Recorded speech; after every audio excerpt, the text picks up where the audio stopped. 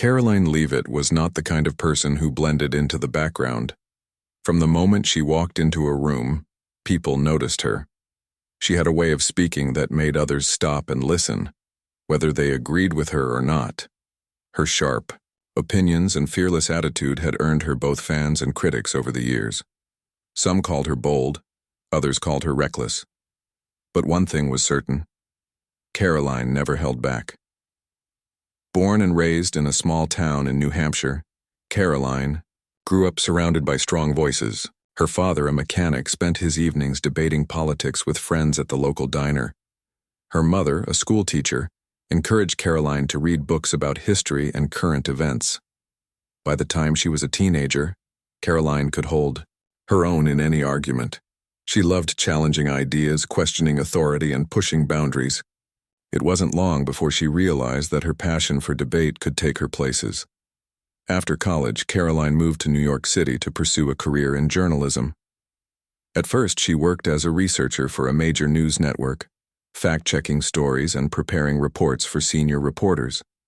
But it didn't take long for her to realize that she wanted more. She wanted to be the one asking the questions, sharing her thoughts and shaping the conversation. So she started her own blog, writing about everything from politics to pop culture. Her posts quickly gained attention, especially when she tackled controversial topics head-on. It wasn't just her words that caught people's attention, it was her delivery. Karoline had a knack for turning complex issues into relatable stories.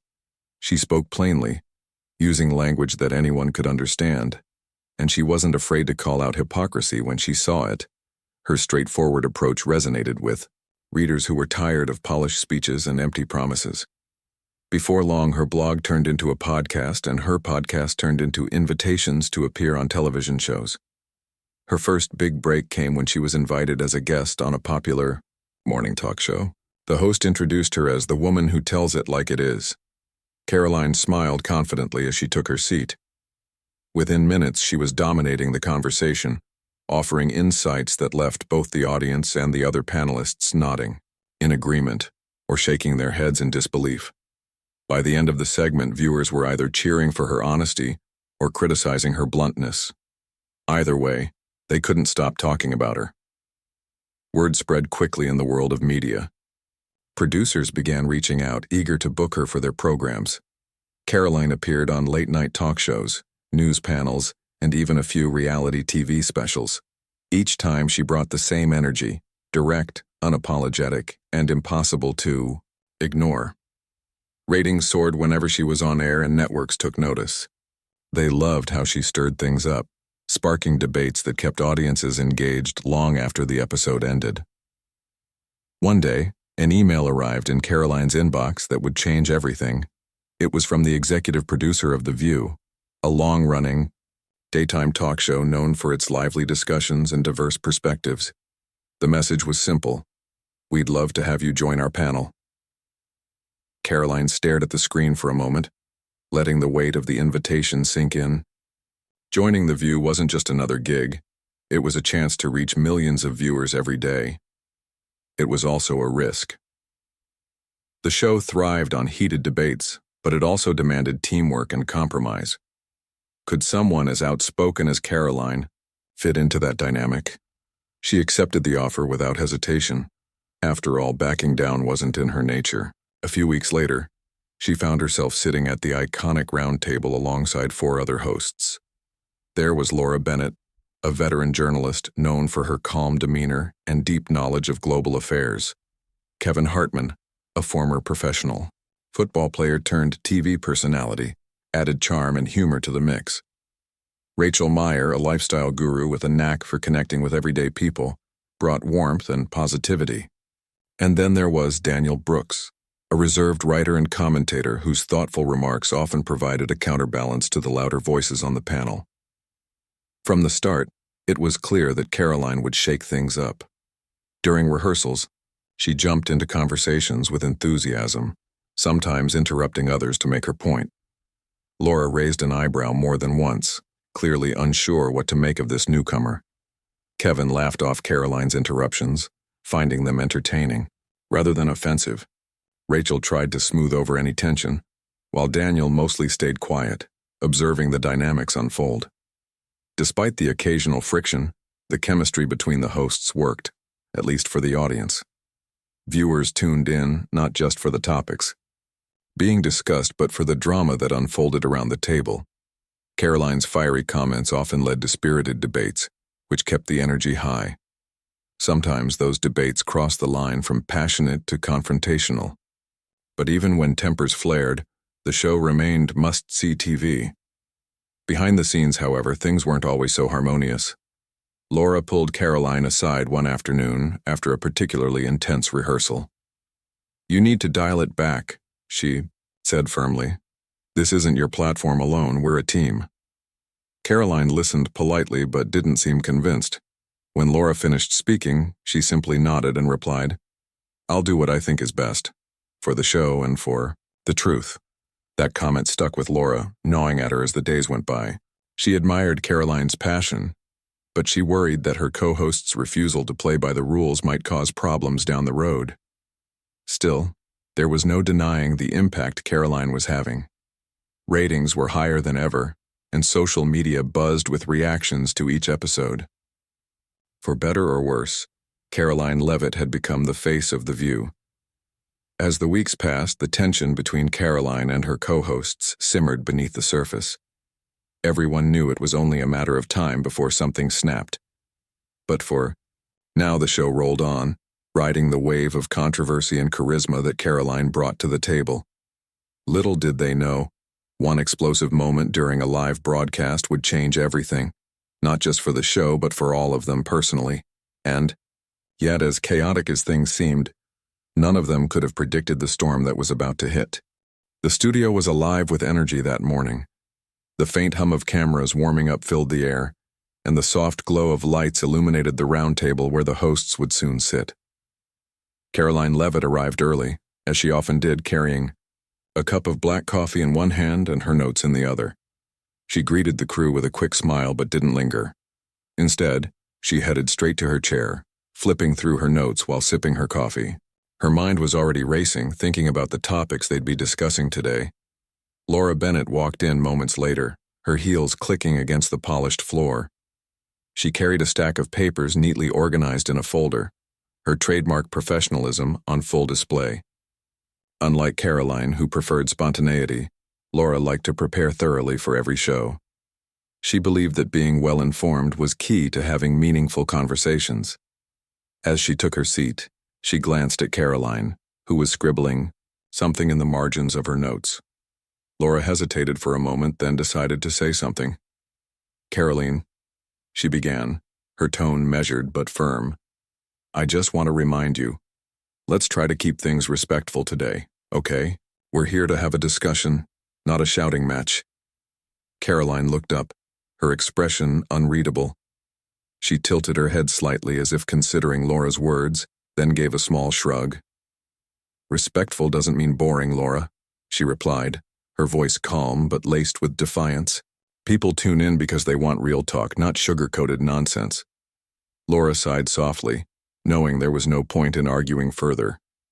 She turned her attention back to her notes, though her shoulders remained tense. Across the table, Kevin Hartman watched the exchange with a wry grin. He had grown used to the tension between the two women and found it oddly entertaining. To him, their clashes were part of what made the show so compelling. "Relax, Laura," Kevin said, leaning back in his chair. "You know Karoline's just doing her thing. Besides, it's good TV, right?" He winked at Rachel Meyer, who was busy adjusting her microphone. Rachel chuckled nervously, glancing between Laura and Karoline. "I don't know," Rachel said, her voice light but tinged with concern. "Sometimes I feel like we're walking a tightrope. One wrong step and—" She trailed off, letting the thought hang in the air. Daniel Brooks, who had been quietly observing the group, finally spoke.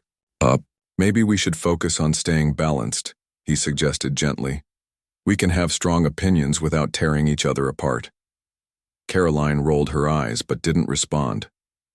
She had little patience for Daniel's attempts to play peacemaker.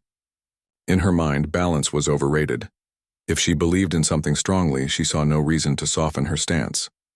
Still, She appreciated that Daniel tried to keep things civil, even if she didn't always agree with him. As the minutes ticked by, the rest of the crew bustled around the set, making final preparations for the live broadcast. The producer gave the team a quick rundown of the day's agenda: healthcare reform, celebrity gossip, and a special segment featuring Chloe Adams, an up-and-coming musician. Everyone nodded, mentally preparing themselves for the topics ahead. For now, the mood was calm, almost serene, but beneath the surface there was a sense of anticipation, an unspoken awareness that anything could happen once the cameras started rolling. When the red light above the camera blinked on, signaling that they were live, the atmosphere shifted instantly. The hosts put on their brightest smiles, ready to greet the audience. Laura kicked things off with her usual charm, welcoming viewers and thanking them for tuning in. Kevin followed with a joke about how Monday mornings always felt longer than Friday afternoons, earning a few laughs from the crew. Rachel chimed in next, sharing a heartwarming story about a local charity event she'd attended over the weekend. And then it was Karoline's turn. Karoline leaned forward, her eyes locking onto the camera lens as if she were speaking directly to each viewer at home. "Let's talk about something real for a second," she said, her voice steady and commanding. "Healthcare reform isn't just a policy issue. It's a matter of life and death. People are struggling to afford basic care, and yet our leaders seem more interested in playing politics than finding solutions." Her words hung in the air, sharp and undeniable. Laura nodded, picking up where Karoline left off. "That's absolutely true," she agreed. "But we also need to recognize that these issues are incredibly complex. There's no easy fix." She went on to explain some of the challenges lawmakers faced in addressing healthcare costs, her tone thoughtful and measured. Kevin added his perspective, drawing parallels between the struggles of everyday Americans and the financial pressures athletes often face during their careers. His analogy was simple but effective, helping viewers connect with the topic on a personal level.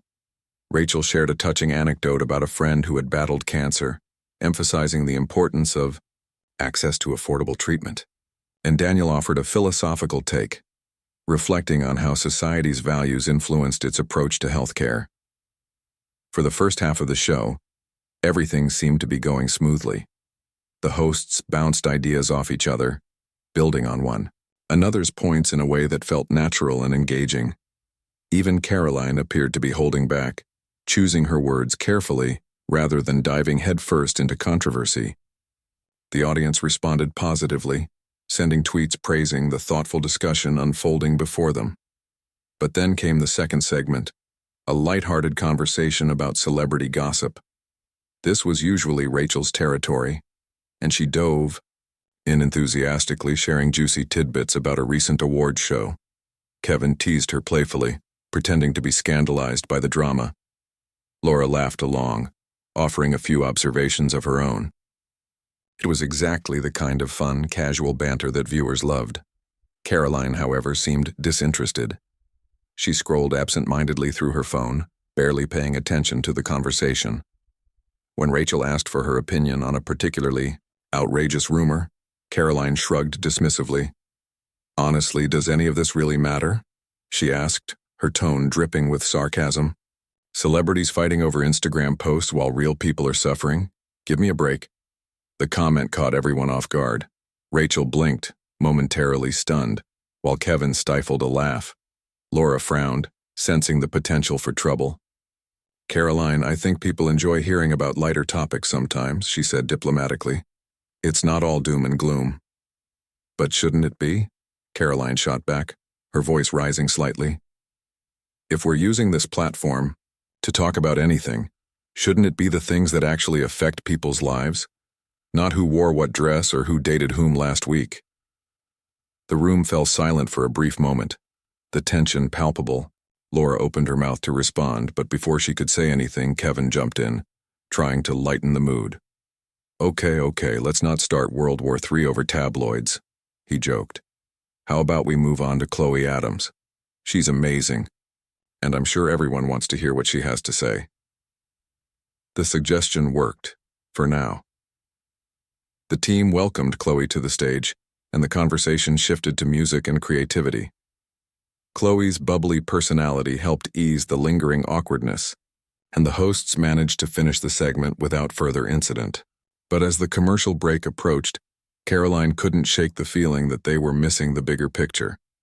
She glanced at the teleprompter, reading the next topic: government funding scandals. A flicker of determination crossed her face. This was her chance to make a statement, to push the conversation in a direction she believed mattered. As the producers signaled that they were back on air, Karoline sat up straighter, her expression resolute. Little did anyone know, the calm they had experienced earlier was about to shatter completely.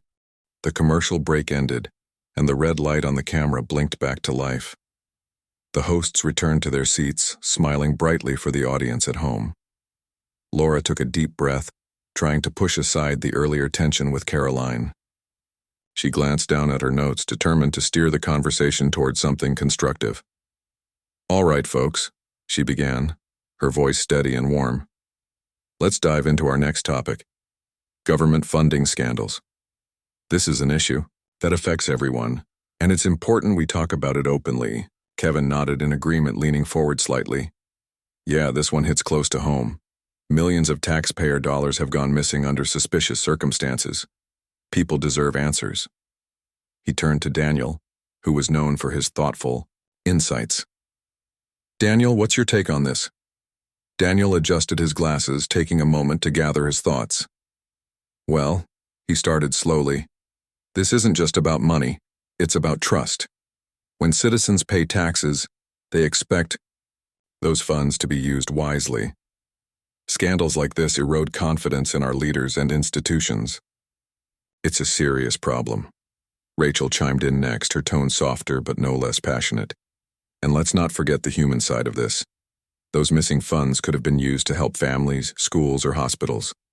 Instead, it feels like the system is failing us."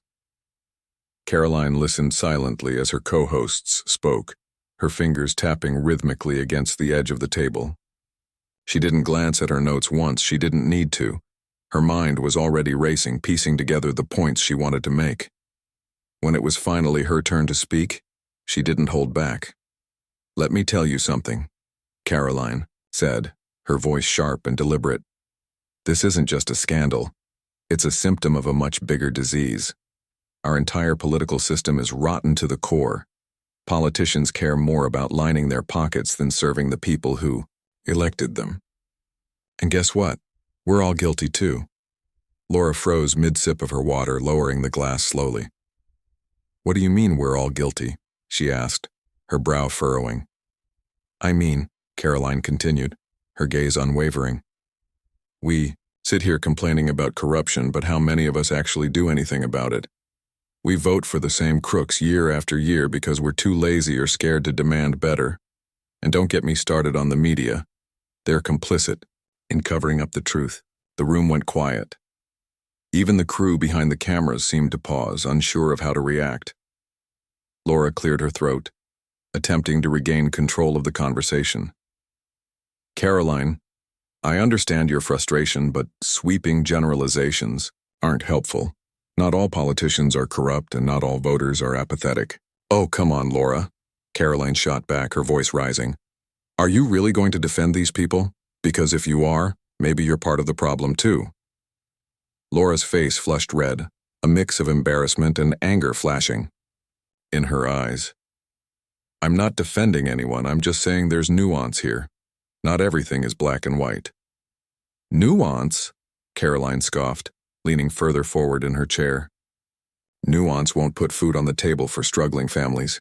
Nuance won't fix broken schools or crumbling roads. Sometimes you have to call things what they are instead of sugarcoating them."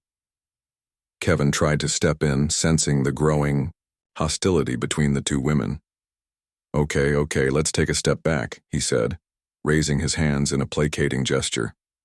"We can all agree that government accountability is important, right? Maybe we should focus on solutions instead of pointing fingers." But Karoline wasn't ready to let it go. "Solutions? What solutions? You think writing letters to Congress is going to change anything? Wake up, Kevin. The system is rigged. Until we admit that, nothing will ever improve. Rachel shifted, uncomfortably in her seat, glancing nervously between Karoline and Laura. Maybe we should look at both sides, she suggested hesitantly. There are good people working hard to make a difference. We shouldn't dismiss them just because of a few bad apples. A few bad apples? Karoline repeated incredulously. Rachel, open your eyes. The whole barrel is rotten. If you're not outraged by what's happening, then you're either blind or brainwashed. By now, the debate had completely derailed.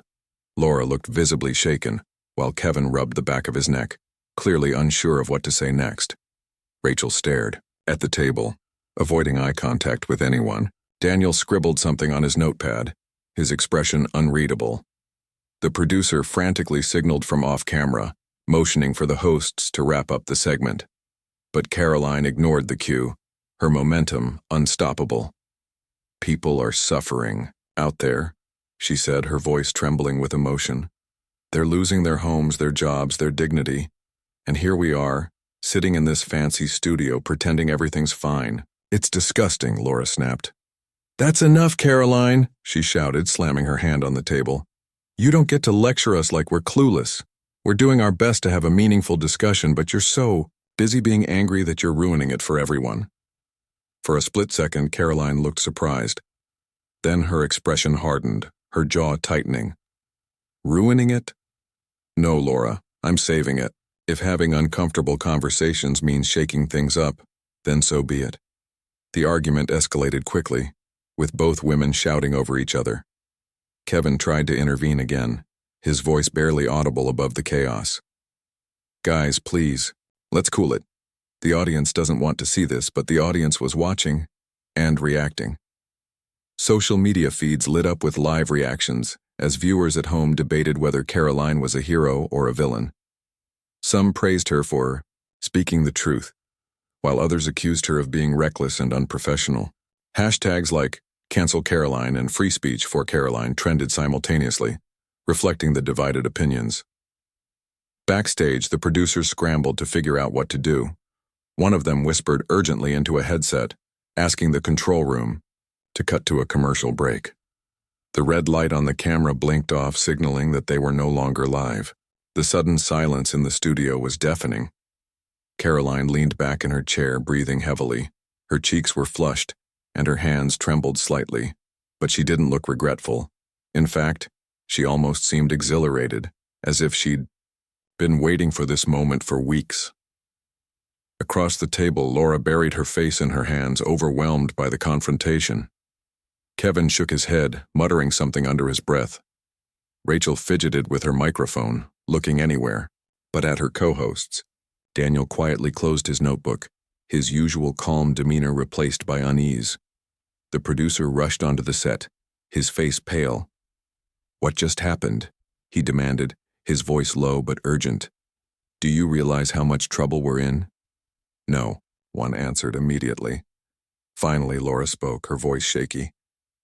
I told her to tone it down. I warned her this would happen. Karoline crossed her arms, meeting the producer's gaze without flinching. If you're looking for someone to blame, blame me. I said what needed to be said. The producer sighed deeply, running a hand through his hair. It's not that simple, Karoline. You've put us in a tough spot. The network is already getting calls about this. We need to figure out damage control. Fast. As the reality of the situation sank in, the mood in the studio shifted from chaos to dread. None of the hosts had intended for things to spiral out of control, but now they were faced with the consequences of Karoline's explosive comments. For better or worse, the show, and possibly their careers, would never be the same. Little did they know, the fallout from this heated exchange would ripple far beyond the confines of the studio. The moment the live broadcast ended, the studio erupted into a flurry of activity. The producer barked orders to the crew, his voice sharp with urgency. Cut to commercial now. Get me the network executives on the line. Behind the scenes, phones rang nonstop as calls poured in from advertisers, viewers, and even executives demanding answers. Social media had already blown up, with fans and critics alike dissecting every word Karoline had said. The hashtag #CancelKaroline was trending, worldwide, but so was free speech for Karoline.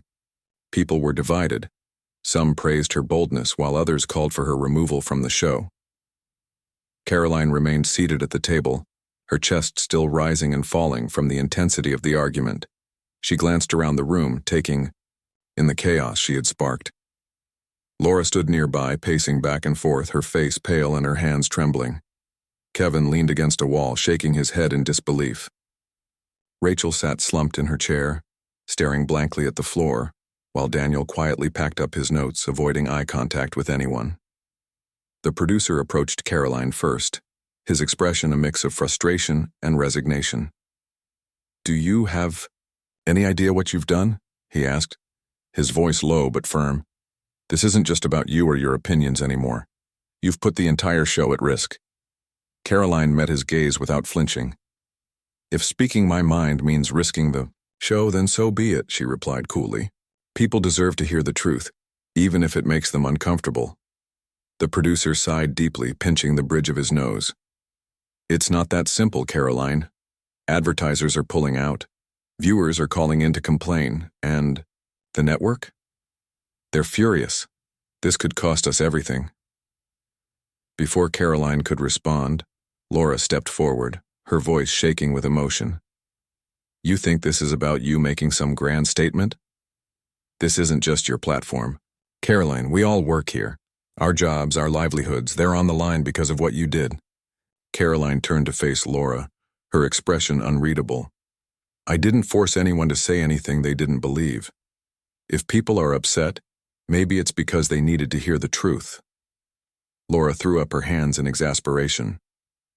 "Truth? Is that what you call it?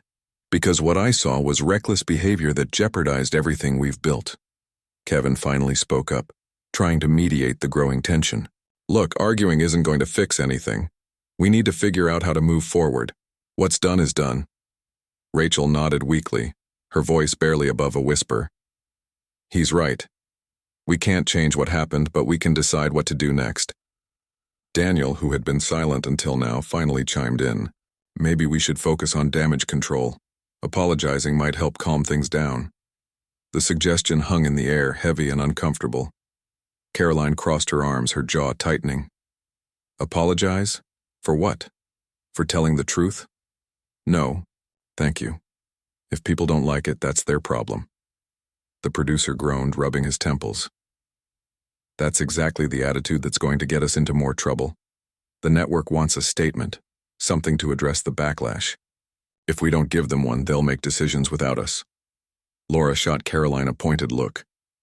"We need to issue an apology. It's the only way to save the show." Karoline shook her head firmly. "I'm not apologizing for something I believe in. If the network has a problem with that, let them fire me." The room fell silent again, the weight of Karoline's words sinking in. The producer looked at each host in turn, clearly weighing their options. Finally, he sighed. "All right, here's what we're going to do. I'll draft a neutral statement acknowledging the controversy and promising to learn from it. But mark my words. If this blows over, it won't be because of us. It'll be because of luck." With that, he turned on his heel and hurried off to handle the mounting crisis. The hosts were left standing in awkward silence, unsure of what to say or do next. Laura sank into a chair, burying her face in her hands. Kevin patted her shoulder gently, offering quiet support. Rachel stared at Karoline, her eyes filled with a mixture of admiration and frustration. Daniel simply shook his head and walked away, muttering something about needing fresh air. Back in her dressing room, Karoline scrolled through her phone, reading tweets and comments from viewers. Some called her a hero, praising her courage and honesty. Others labeled her reckless and irresponsible, accusing her of putting her ego above the show's success.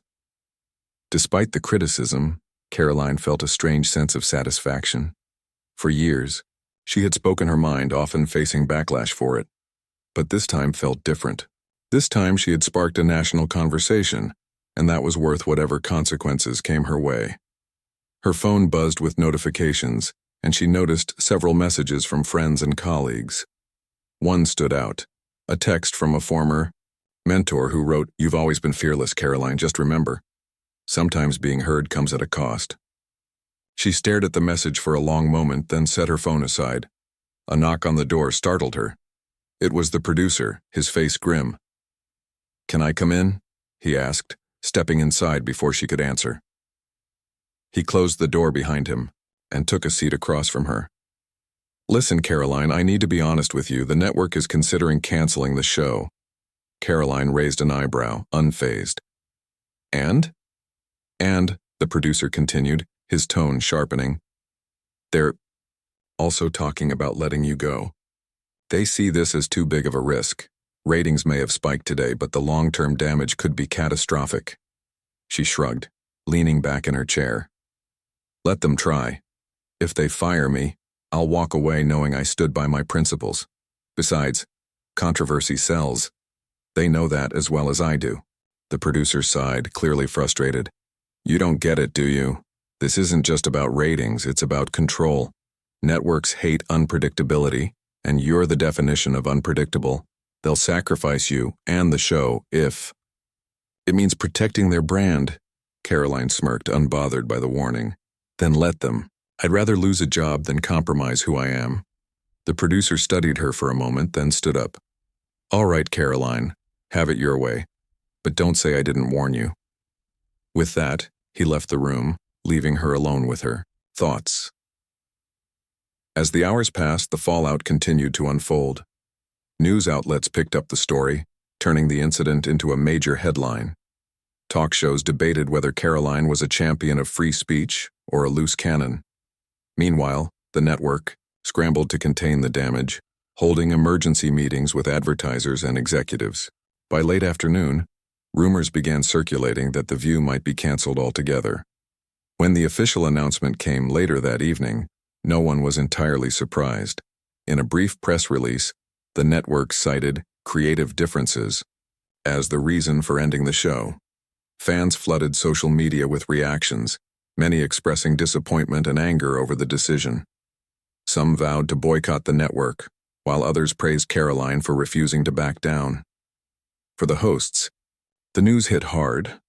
Laura broke down during a private interview, admitting she felt responsible for letting tensions escalate. Kevin posted a heartfelt message on Instagram, thanking viewers for their support over the years. Rachel kept quiet, unsure of what the future held for her career. Daniel disappeared from the public eye, choosing to focus on personal projects. For Karoline, she doubled down on her stance. During a late-night appearance on another network, she declared, "If speaking my mind means losing a platform, then so be it.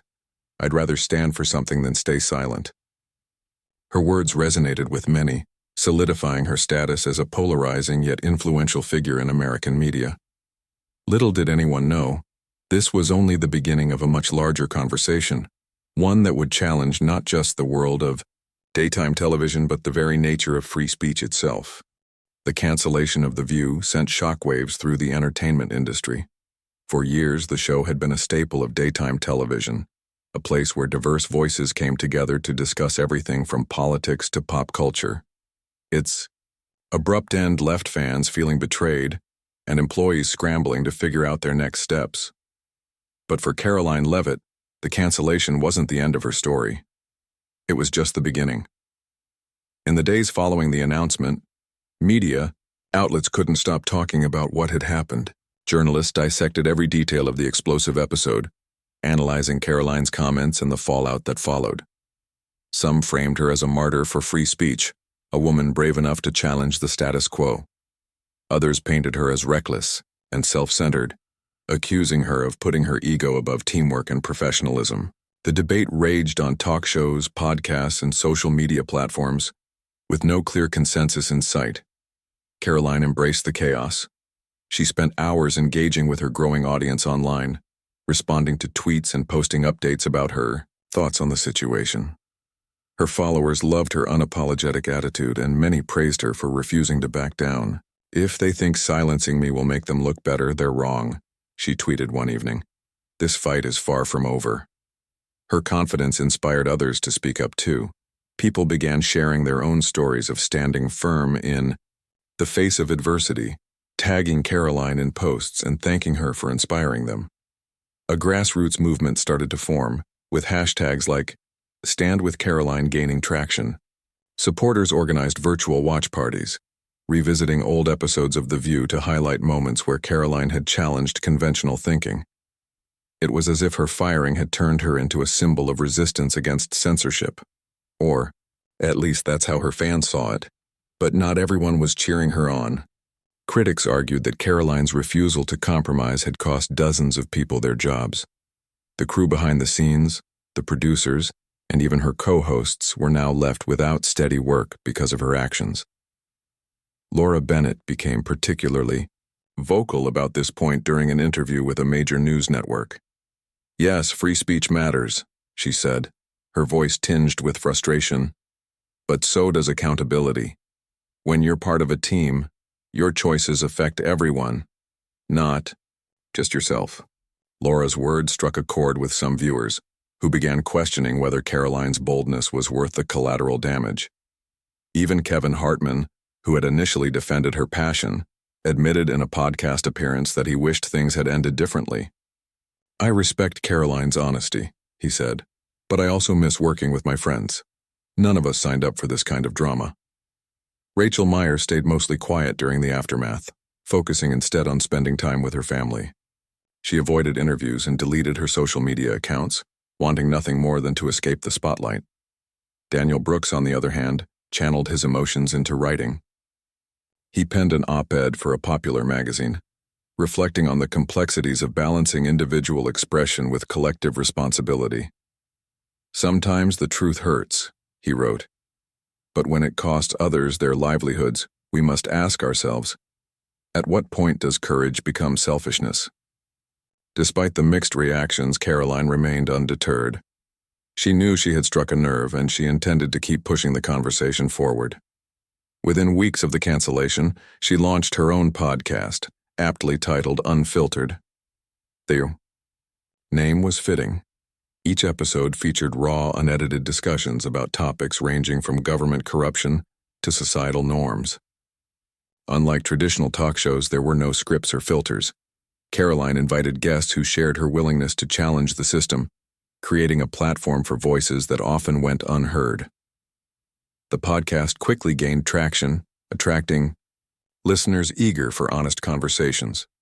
Karoline's charisma and sharp wit made her a natural host, and her ability to simplify complex issues resonated with a wide audience. Episodes regularly topped the charts, and advertisers lined up to sponsor the show. What started as a side project soon became a full-fledged career, giving Karoline the freedom to say whatever she wanted without worrying about corporate interference. Still, success came with its own challenges. As her influence grew, so did the scrutiny. Critics accused her of exploiting controversy for personal gain, while supporters hailed her as a champion of authenticity. Some former colleagues, including Laura and Daniel, expressed concerns that she was prioritizing spectacle over substance.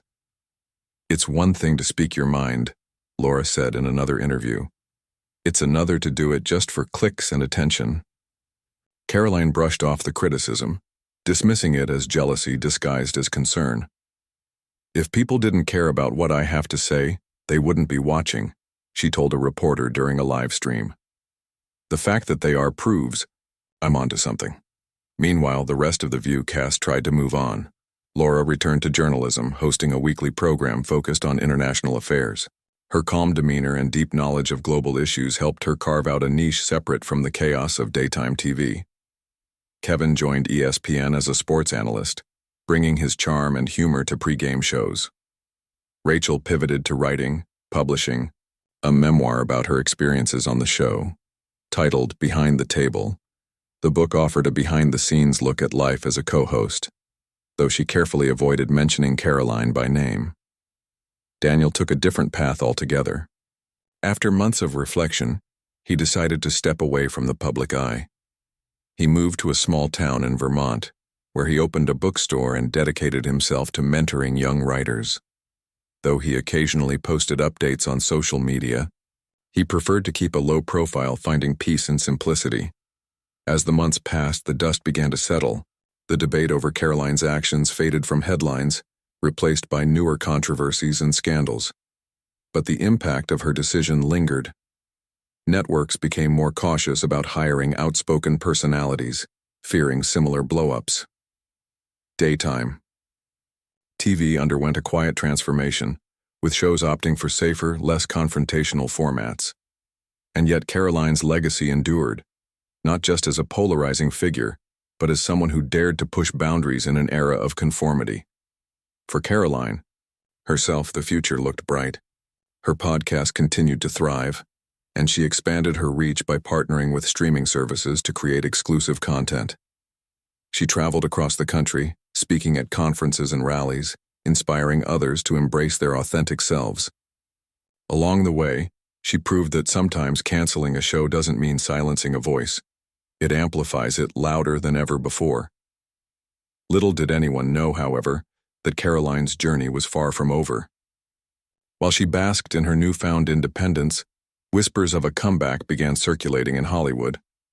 Rumors suggested that a major streaming platform was interested in reviving The View, but with a twist. This time, the show would feature only one host, Karoline Leavitt. If true, it would be a bold move, one that could redefine the landscape of daytime television forever.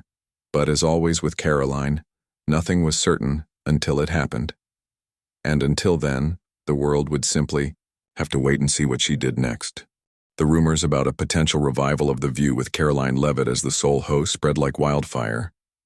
Industry insiders speculated that a major streaming platform was in talks to bring back the show, but this time with a completely different format. Instead of the traditional roundtable discussion, the new version would focus on one central figure, Karoline herself. The idea was bold, risky, and undeniably intriguing. For fans of daytime television, it felt like watching history unfold all over again. At first, Karoline dismissed the rumors as nothing more than gossip. She had built a thriving career with her podcast and didn't need validation from anyone. But as the whispers grew louder, she couldn't ignore them entirely. Producers began reaching out, pitching ideas for how the revamped show could work.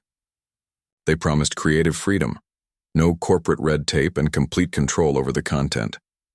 It was an offer she found hard to resist. Still, Karoline hesitated. Taking on such a massive project meant stepping back into the world she had left behind, a world filled with cameras, critics, and constant pressure. More importantly, it meant revisiting the controversy that had ended her time on The View. Could she handle being under that kind of scrutiny again? And did she even want to?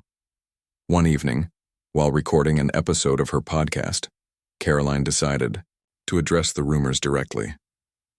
"Look," she said, leaning closer to the microphone, "I've heard the chatter about me hosting a new version of The View. Let me be clear. I haven't signed anything yet. But if I do decide to move forward, it won't be because I'm chasing fame or trying to prove a point. It'll be because I believe there's still value in having real conversations, even when they're uncomfortable." Her words sent fans into a frenzy.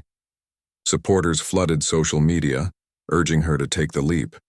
Critics, however, questioned whether another TV show was really necessary. "Haven't we learned our lesson?" one commentator wrote sarcastically. "Do we really need more drama?" Despite the mixed reactions, Karoline spent weeks weighing her options. She consulted friends, family, and trusted advisors, seeking their input. Some encouraged her to seize the opportunity, arguing that it could amplify her message on an even larger scale. Others warned her to tread carefully, reminding her of the risks involved. In the end, though, it came down to one simple question. Did she have more to say? The answer, as it turned out, was yes. When the official announcement came, it dominated headlines worldwide. A major streaming service confirmed that it had greenlit a new version of The View, tentatively titled The Karoline Show. Unlike its predecessor, the program would feature Karoline as the sole host, with pre-recorded segments, live interviews, and unscripted discussions. There would be no co-hosts, no panel debates, just Karoline speaking her mind without filters or compromises. The news sparked a flurry of reactions. Fans celebrated the decision, calling it long overdue. Former colleagues, however, were less enthusiastic.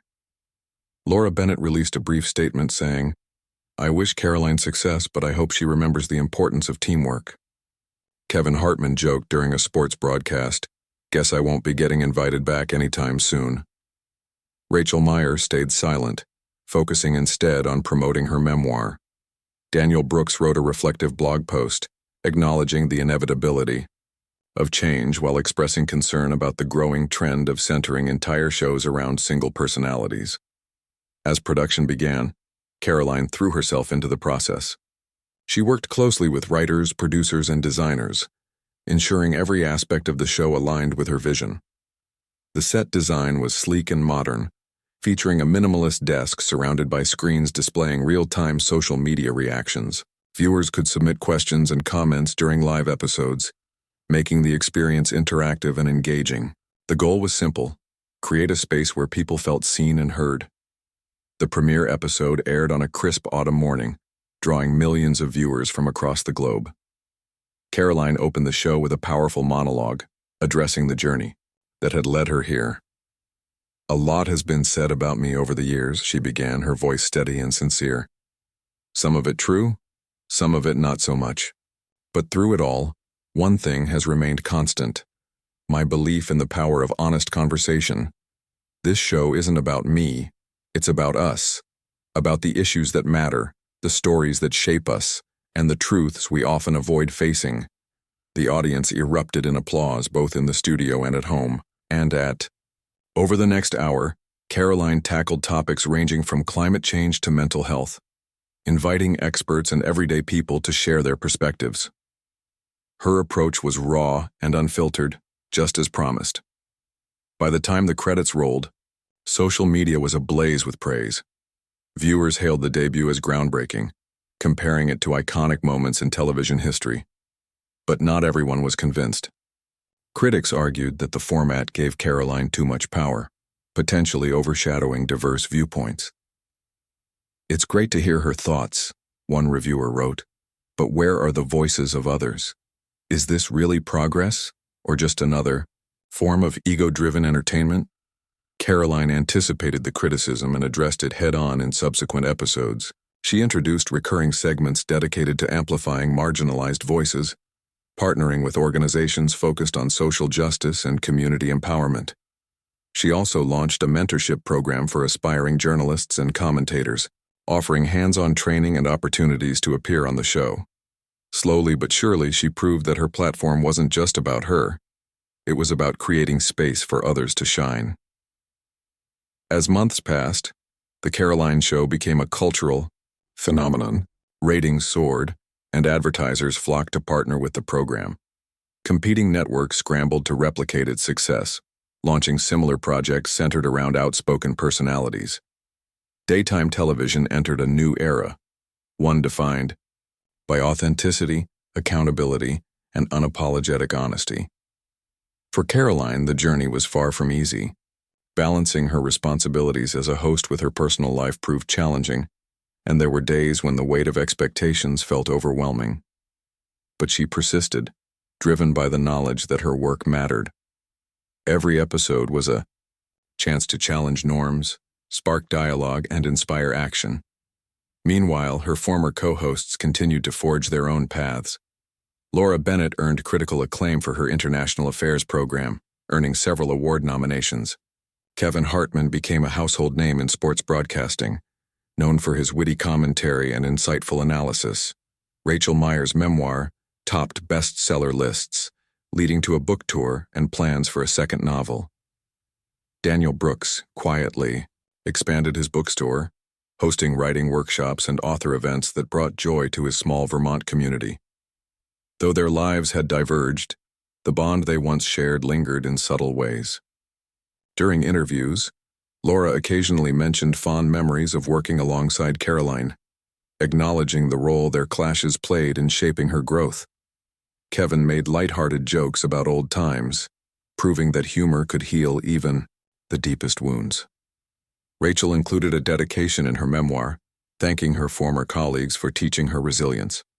And Daniel, ever the philosopher, reflected on the complexities of human relationships, noting that sometimes endings pave the way for new beginnings. As for Karoline, She never forgot the lessons she learned along the way. Her journey, from a small-town girl with big dreams to a trailblazing figure in media, was proof that standing firm in your beliefs comes with both rewards and sacrifices. She knew better than anyone that speaking your truth doesn't guarantee applause. It demands courage, conviction, and an unwavering commitment to staying true to yourself. And so, as the Karoline Show continued to evolve, one thing became clear. The legacy of The View hadn't ended, it had transformed.